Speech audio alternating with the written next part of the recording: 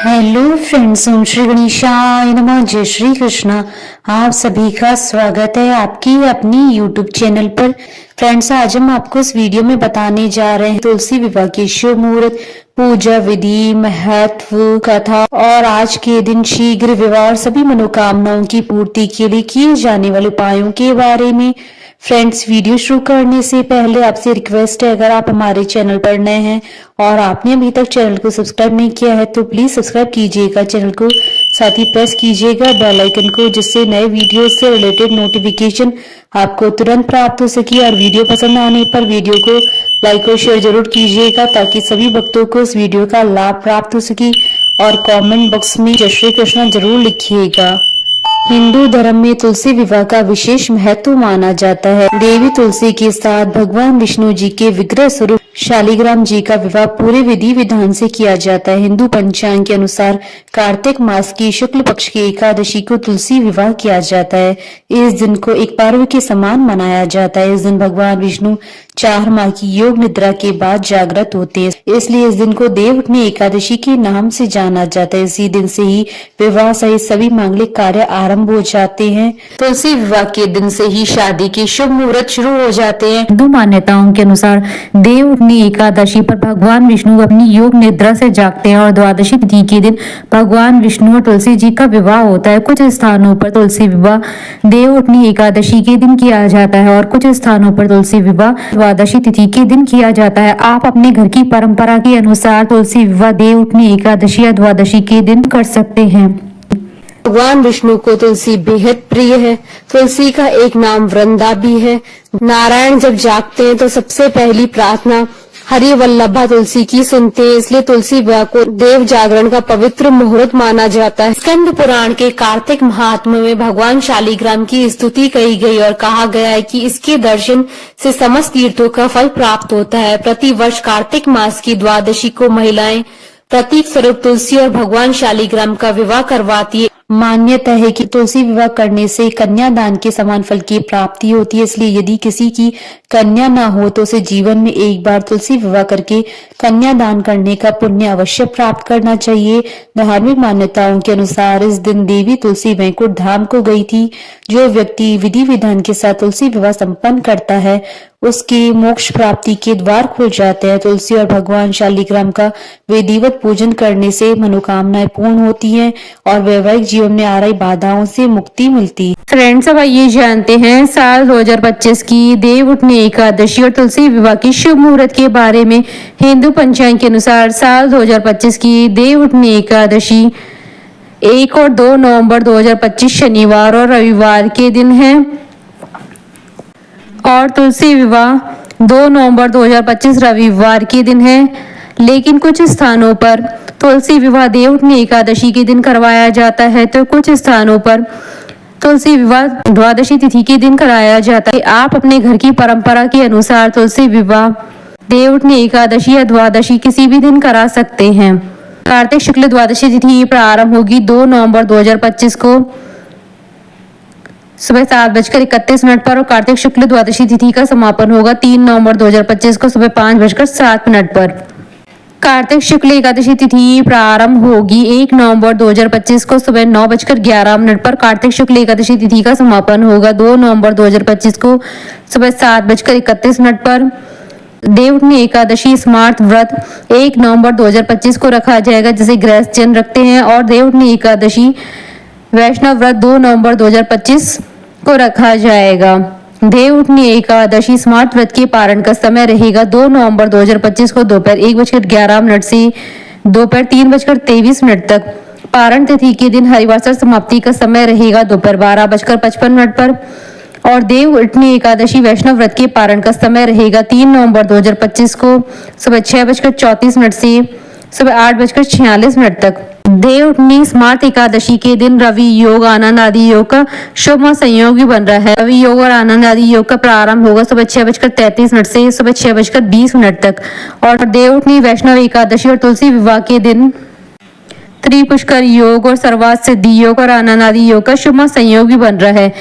त्रिपुष्कर योग और आनंद आदि योग का प्रारंभ होगा 2 नवंबर 2025 को सुबह 7:31 से शाम 5:03 तक और सर्वात सिद्धि योग का प्रारंभ होगा 2 नवंबर 2025 को शाम 5:03 से अगले दिन सुबह 6:34 तक। इन दुर्लभ महासंयोगों के बनने के कारण साल 2025 की देवउठनी एकादशी और तुलसी विवाह का महत्व कई गुना अधिक बढ़ जाता है। इन योगों में तुलसी विवाह कराने और पूजा पाठ करने पर साधक को पूजा का कई गुना अधिक फल प्राप्त होगा और साधक की सभी मनोकामनाएं शीघ्र ही पूर्ण होंगी और अष्ट सिद्धि और नवनिधि की प्राप्ति होगी। ऐसे में शुभ संयोगों में अपने घर में शालिग्राम और तुलसी जी का विवाह रचाने वाले व्यक्ति को अपार धन सुख समृद्धि की प्राप्ति होगी। फ्रेंड्स, अब हमारे चैनल पर ज्वाइन बटन को दबाकर हमारे चैनल के मेंबर भी बन सकते हैं। हम हमारे चैनल के मेंबर्स के कमेंट्स को टॉप प्रायोरिटी पर रखकर उनका रिप्लाई करते हैं। फ्रेंड्स, अब आइए जानते हैं तुलसी विवाह की विधि के बारे में। तुलसी विवाह के दिन सूर्योदय से पहले उठकर स्नान करना चाहिए और साफ वस्त्र धारण करने चाहिए। इसके बाद तुलसी जी को लाल रंग की चुनरी चढ़ाएं और उन्हें श्रृंगार की वस्तुएं अर्पित करें। यह सभी चीजें अर्पित करने के बाद शालिग्राम जी को तुलसी के पौधे में स्थापित करें। इसके बाद पंडित जी के द्वारा तुलसी और शालिग्राम का विधिवत विवाह कराएं। तुलसी विवाह के समय पुरुष को शालिग्राम और स्त्री को तुलसी जी को हाथ में लेकर 7 फेरे कराने चाहिए और विवाह संपन्न होने के बाद तुलसी जी की आरती करें। तुलसी विवाह घर में कराने की सरल विधि।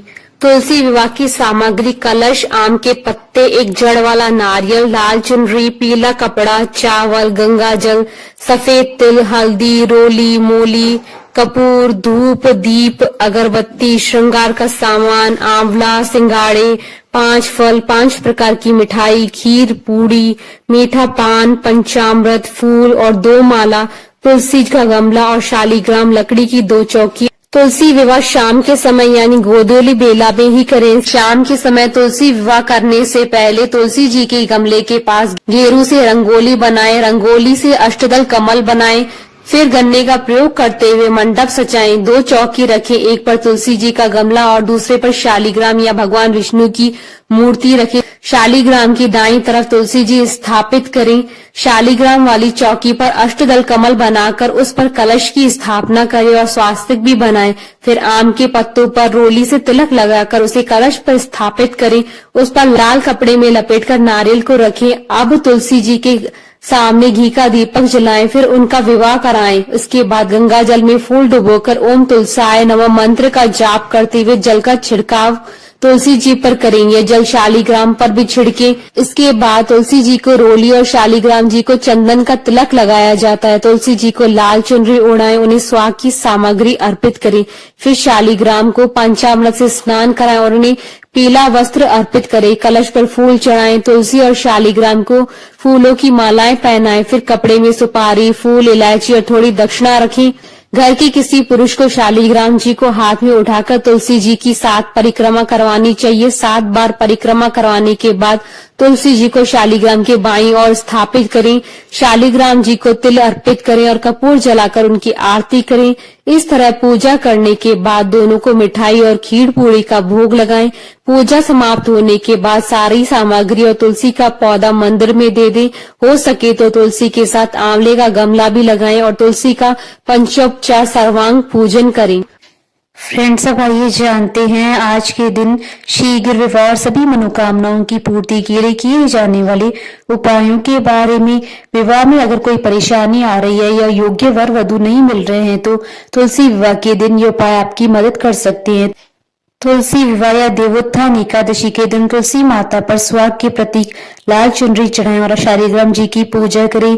उसके बाद उनसे आशीर्वाद प्राप्त करें। ऐसा करने से विवाह में आ रही अड़चनें समाप्त हो जाएंगी और विवाह के लिए अच्छे प्रस्ताव भी आएंगे। शास्त्रों के अनुसार सुबह शाम तुलसी के आगे दीपक जलाने से विवाह में आ रही बाधाएं दूर हो जाती है। इसके साथ ही घर में मौजूद नकारात्मक शक्तियां खत्म हो जाती हैं और सकारात्मक ऊर्जा का संचार होता है, जिससे विवाह की परेशानी दूर होती है और दरिद्रता का नाश होता है। तुलसी विवाह के बाद मांगलिक कार्यक्रम शुरू हो जाते हैं, इसलिए आप मन में संकल्प लें कि कुछ धन किसी कन्या के विवाह में दान करेंगी। उस धन को आप आपके आसपास हो रही किसी कन्या के विवाह में गुप्त रूप से दान करें उस धन का किसी से कोई जिक्र न करें। ऐसा करने से आपके विवाह के योग बनते हैं और योग्य वर वधु की प्राप्ति होती है। साथ ही भगवान शिव और माता पार्वती का आशीर्वाद मिलता है। देव प्रबोधनी एकादशी के दिन भगवान विष्णु जी की शालिग्राम रूप का तुलसी से विवाह हुआ था, इसलिए इस दिन विवाह के लिए उत्तम दिन माना गया। इस दिन देवी तुलसी और शालिग्राम की कथा का पाठ करना शुभ फलदायी माना जाता है। इसके पाठ से वैवाहिक जीवन में आप मर्यादित होते हैं। जिनके विवाह में अड़चनें आ रही होती हैं, उनके विवाह के प्रबल योग बनते हैं। हर रोज तुलसी जी की पूजा करें।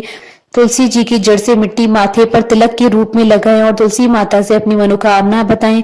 ऐसा करने से ग्रह नक्षत्र शुभ फल देते हैं और विवाह में आ रही सभी समस्याओं के योग हटाते हैं। मिट्टी को माथे पर लगाने से भाग्य साथ देता है और स्वास्थ्य भी अच्छा रहता है।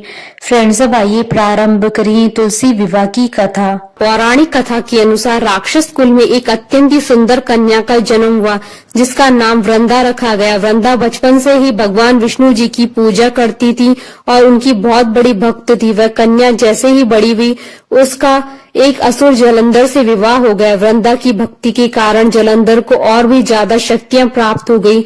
जलंधर वृंदा की भक्ति के कारण इतना शक्तिशाली हो गया कि अब वह न तो केवल मनुष्य और देवताओं पर बल्कि राक्षसों पर भी अत्याचार करने लगा। वह इतना बलशाली हो गया कि उसे हरा पाना किसी के वश में नहीं था। सभी देवी देवता इस समस्या के निदान के लिए भगवान विष्णु की शरण में गए और मदद मांगने लगे। देवताओं को इस समस्या से निकालने के लिए भगवान विष्णु ने जलंधर का रूप धारण कर लिया और वृंदा का पतिव्रता धर्म नष्ट कर दिया, जिसकी वजह से जलंधर की शक्तियां कम हो गई और वह युद्ध में मारा गया। जिसके बाद वृंदा ने भगवान विष्णु को इस छल के कारण उन्हें पत्थर हो जाने का श्राप दे दिया। जिसके बाद सभी देवी देवताओं ने वृंदा से अपना श्राप वापस लेने का आग्रह किया। वृंदा ने अपना श्राप तो वापस ले लिया, लेकिन खुद को अग्नि में भस्म कर लिया। भगवान विष्णु ने वृंदा की राख से एक पौधा लगाया और उसे तुलसी नाम दे दिया और यह भी कहा कि मेरी पूजा के साथ पृथ्वी के अंत तक तुलसी जी की भी पूजा होगी। बोलिए भगवान विष्णु जी की जय, सनातन धर्म की जय। हमारे साथ इस वीडियो में अंत तक बने रहने के लिए आपका धन्यवाद। ओम श्री गणेशाय नमः। जय श्री कृष्णा।